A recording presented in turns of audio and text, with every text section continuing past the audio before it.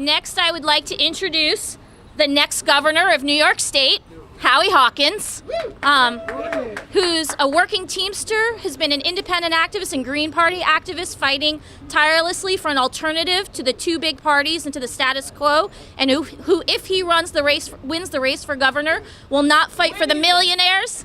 And when he wins the race, will not fight for the millionaires and the billionaires, but will fight for the millions who deserve a decent alternative in this state. Howie Hawkins.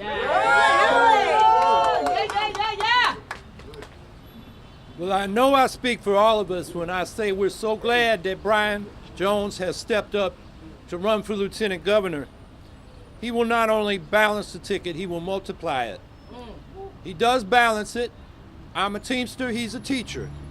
I'm from upstate, he's from down here in the city. He's black, I'm white. He's younger and I'm older.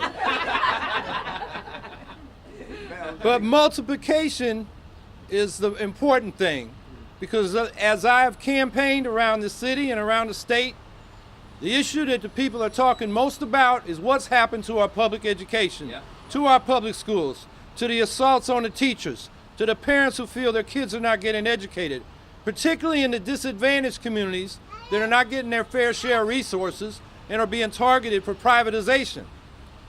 And Brian Jones brings a wealth of experience and expertise and advocacy to that question. So that's why it's so important that he's on this ticket.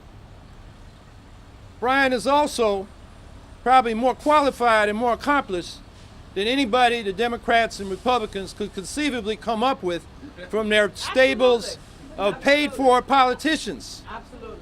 He's the author of published articles, contributed to books.